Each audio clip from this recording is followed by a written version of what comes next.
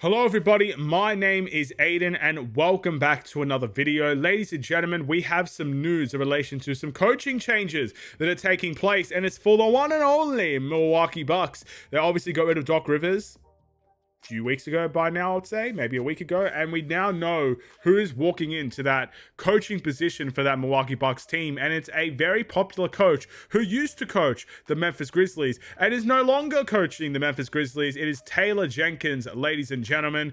One of the coaches I know from the Bulls side of things we were looking at as well, one of the top candidates that we could be searching for. Unfortunately for the Bulls, one, we don't have Giannis, and two, we are currently looking for a new front office, so we can't even think about the coach at the moment. So maybe timing wasn't on the Bulls side in that aspect, but this isn't about the Bulls today, ladies and gentlemen. Let's talk about the Milwaukee Bucks. Let's talk about Taylor Jenkins. Let's talk about the Memphis Grizzlies. Let's talk all about it in this video. But before we get any further, if you liked the video, feel free to like and subscribe if you are new. And let me know what you guys think about Taylor Jenkins joining the Milwaukee Bucks. Do you think this is the right fit? I think this could be a very good fit for the Bucks, and I'll tell you why. But do you think it's the right fit? Do you think this is a good acquisition? Do you think this is the right idea? Let me know in the comments below. I don't know why I've got this on purple. We're talking about the Bucks, so let's go green for a bit, ladies and gentlemen. We're talking about Fear the Deer and whatnot. So the Milwaukee Bucks, I think this is a good move for them, but I also think this is a good move for Taylor Jenkins as well. He's leaving a Memphis Grizzlies team that's just catastrophic in many ways. Look, in terms of media off-the-court issues with certain players, in terms of going for a rebuild and whatnot, I think Taylor Jenkins, in my opinion, was going to be a big part of that rebuild. I don't know why the Memphis Grizzlies, I mean, maybe it was just that he was out on contract and he was kind of free to go wherever he wanted and he picked the Bucks, or maybe it was just because Memphis went in a different direction. But I felt like the Memphis Grizzlies were a little bit closer than what they probably thought they were, because they still have Ja Morant. They still have a whole bunch of picks because they traded Desmond Bane. But they did get rid of Jaren Jackson as well. So it's sort of like he just went on such an incredible run with that team. And that team felt so connected and as one. They battled, they laughed, they memed together, and that team just doesn't exist anymore. So in many ways, Taylor Jenkins just went on to something different. I feel bad for Memphis because I've really felt like this could have been the coach that could have taken them back to success if he had more time there. But it wasn't meant to be. And he didn't have a good stint in the last few years at Memphis. But man, you can't forget the stories, the rise of the Memphis Grizzlies. They were second in the West not too long ago. They had a couple of great games, couple of great performances. They managed to bring the best out of everybody on that team. You got to give credit to the coaching staff for that as well. It's not easy to do. That's why I always give credit to Steve Kerr. Yes, you can have a plethora of amazing players on your team, but if they're not coached the right way and they're not bought into your system, you can have all the best players in the world. They will still stink up the joint. The NBA is that competitive where coaching does make a difference. And Taylor Jenkins was a very good coach for the Memphis Grizzlies, and he walks right into the Milwaukee Bucks. What can he bring to the Milwaukee Bucks? Well, firstly, we need to look at what the Milwaukee Bucks had with Doc Rivers. Doc Rivers is an experienced coach, well-respected. That's two things clearly right there. Even from a fan's perspective, you could say that you don't want him in your team all along or all you like. I think you still respect Doc Rivers even if he is not on your team. I think everybody in the league respects Doc Rivers and what he brings to the game of basketball. If you're an actual NBA fan, if you're just purely a Milwaukee Bucks fan, of course you're just going to crap on him. But as an NBA fan, everybody respects Doc Rivers. If you're in the league, if you're out of the league, you respect Doc Rivers. That's just, it's like a rule. You respect Doc Rivers. You respect those old coaches that have been there and done that for so long. You respect them because they are there for a reason. What they had in Milwaukee, I think firstly, it was just questionable decision-making. From my understanding, questionable decision-making. I think their talent selection wasn't very good as well. When they got rid of Drew Holiday and Chris Middleton, I don't think they've really survived those trades. And I think they tried to bring guys like Kyle Kuzma or, Miles Turner even to try and slowly fix those situations. They got rid of Brook Lopez as well. They had a great team with Chris Middleton, Brook Lopez, Drew Holiday. Like, that team was ready. They had all the balance in the world. I don't think they have much balance here. I think their guard depth is very, very lacking. Miles Turner's a great center, and I think he's a big attribute, but I don't think he made the impact as you'd expect him to compared to Brook Lopez, but the numbers are very good. They don't have a Drew Holiday on their team, and they don't really have another scorer like Chris Middleton. Giannis, as the primary scorer, with no real backup option as a scorer, is a problem for them. So I think talent selection was a big issue.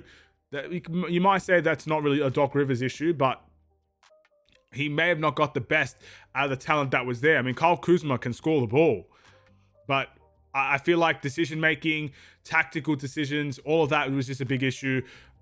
Minutes and playing certain people at the wrong time. This is what we have with Billy Donovan. The set rotations, as you could say, wasn't very impactful, making the wrong choices at the wrong time that led to maybe a winnable game becoming a loss for the Milwaukee Bucks. I think they've had so many of those games this season where they should be winning it, but they lose because of bad decision making. That's on the coaching staff as well. And overall, I think from the very get-go, the fans in of themselves just didn't have much positive vibes going into this coaching change.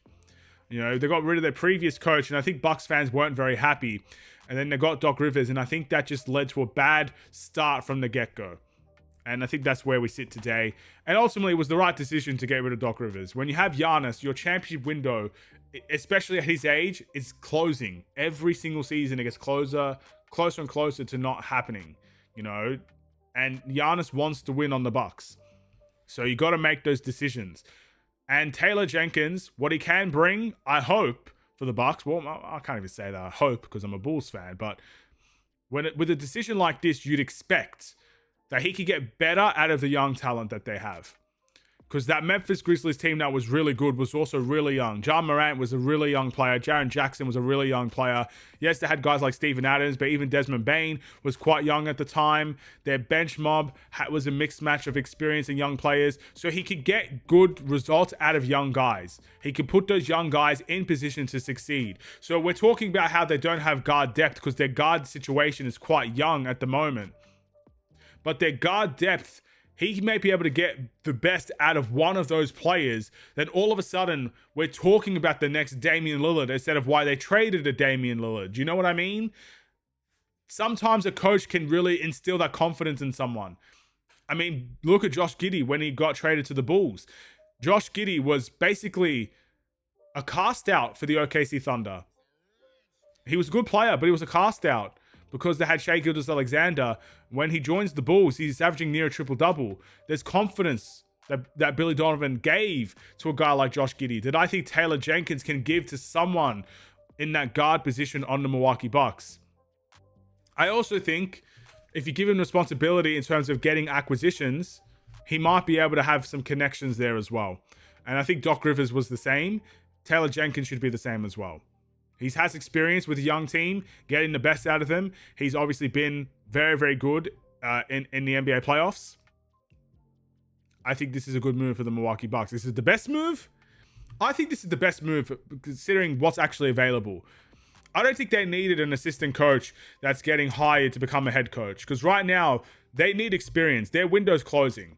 They do need experience, but they also need experience with a young team. I think he is a perfect match in that area. And if you go for someone like an assistant coach for maybe the Bulls, that's what we're trying to do, I think, going after a new... I think I have something on my beard. Oh, my goodness. A new or an experienced guy. Like a new assistant coach sort of vibe, sort of thing. Whatever. Sorry, I'm a bit distracted now. It would make sense for the Bulls to do that because we're not really in a competing stage at all. We don't have a Giannis that time's running out for him and for the Bucks. So I think it was a perfect match for what they needed at the time. And I'm very happy for them. Good job. It's a good acquisition. I know Bulls fans are very upset that we don't have Taylor Jenkins on our team. We still have a lot of time to figure that out. But what do you guys think? Milwaukee Bucks fans across the world, if you're watching this video, I know that Bulls and Bucks, we have some rivalries, as we always will, because we're so close to each other, 3 hours away and whatnot. I'm out of focus. What do you guys think about these trade acquisitions, the hiring of Taylor Jenkins? Do you think it's a good move? Do you think it's a bad move? This probably wasn't my best video. I'm sorry, but I think it's a good move. That's all I came here to say, essentially. In an 8-9 minute video, 10-minute video, good job. That's my video. If you take anything out of this, if you're a Milwaukee Bucks fan, just know I think you did a good job. Happy? Thank you for watching. See you guys in the next one. Stay safe, stay healthy, and stay tuned for more. Take care, and peace.